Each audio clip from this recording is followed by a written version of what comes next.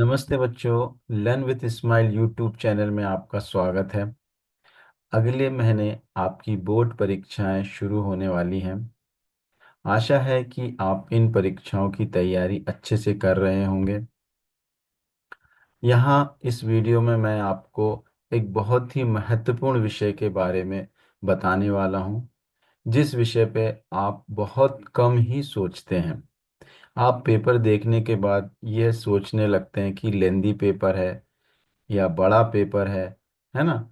और आप परेशान हो जाते हैं, कुछ प्रश्नों में ज़्यादा समय दे देते हैं और कुछ प्रश्न जो आपको बहुत अच्छे से आते हैं उन्हें आप कम समय दे पाते हैं और आप अच्छे से न्याय नहीं कर पाते हर प्रश्न के साथ, जिससे कि आपके अंक ठीक तरह से आपको नहीं मिल पाते। जबकि आप उस और अच्छे से अगर आप समय प्रबंधन करें तो आप और अच्छे अंक प्राप्त कर सकते हैं।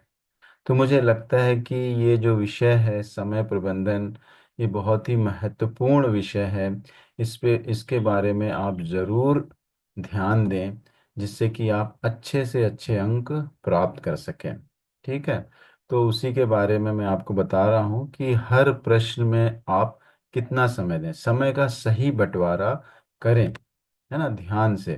तो ज़रूर से आपको जो आप अभी तक अंक प्राप्त कर रहे थे उससे अच्छे अंक आएंगे।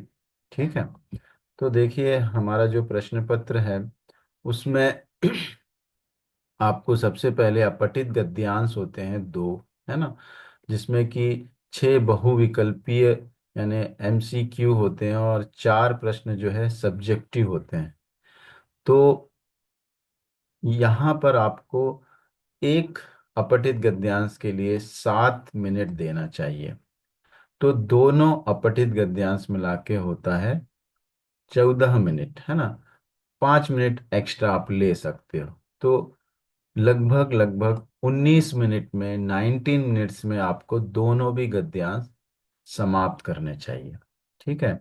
फिर उसके बाद आपको व्यवहारिक व्याकरण होती है, जिसमें 16 लघुत्तरात्मक प्रश्न होते हैं, है ना। इसमें एमसीक्यू नहीं है ना।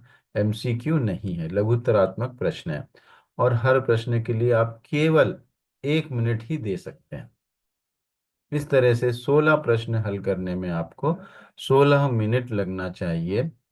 आप प्रश्न बिल्कुल भी कॉपी मत कीजिए, केवल उत्तर लिखिए। प्रश्न का जो अंक है वो ठीक तरह से लिखिए आप, है ना। प्रश्न पत्र का जो जो संख्या दी गई है वो ठीक तरह से लिखिए।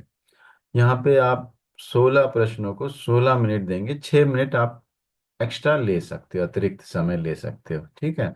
फिर गद्य जो है आपका पठित गद्यांश आता है, 5 प्रश्न होते हैं और पांचों पांचों भी एमसीक्यू बहुविकल्पी प्रश्न है।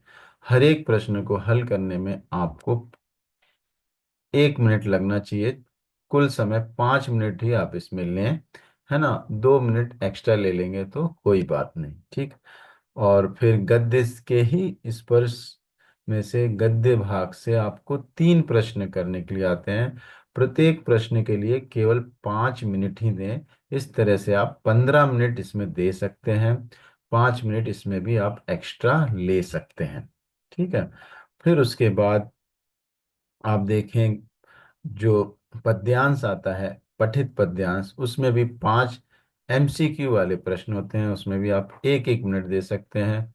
तो इस तरह आप 7 मिनट दें, 2 मिनट एक्स्ट्रा उसमें आप ले सकते हैं। ठीक।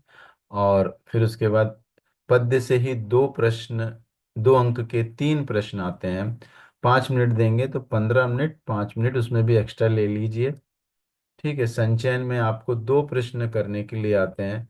हर एक प्रश्न के लिए आप जो है 8 मिनट दे सकते हैं। थोड़े ये प्रश्न जो होते हैं ऐसे टाइप होते हैं, क्योंकि इसमें आप देखिए 3 अंक हैं, तो 50 से 60 शब्द लिखने ही पड़ते हैं इसमें। तो इस तरह से आप देखें 20 मिनट इसमें आप ले सकते हैं। 8 8 मिनट एक प्रश्न के लिए, 4 मिनट इसमें भी आप जो है एक्स्ट्रा ले सकते हैं। ठीक। और जो हमारा रचनात्मक लेखन है, अनुच्छेद, औपचारिक पत्र, सूचना लेखन, विज्ञापन, कहानी लेखन या ईमेल, इन सब को मिलाकर आप जो है कुल 45 मिनट लें।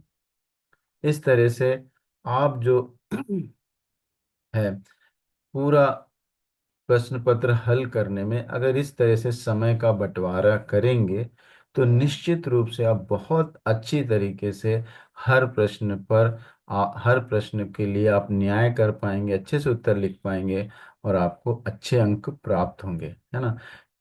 अगर आप समय प्रबंधन नहीं करते हो तो कुछ प्रश्नों को आप अधिक समय दे देंगे, जिससे कि आप जो बहुत अच्छे से लिख सकते थे, अच्छे से आते थे, उनको कम समय देकर आप अंक खो सकते हैं। ठीक।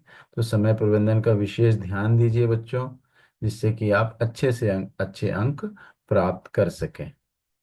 तो मैं ये वीडियो यहीं पे समाप्त करता हूँ। मुझे आशा है कि आप लोग इस वीडियो को देख के लाभ प्राप्त करेंगे।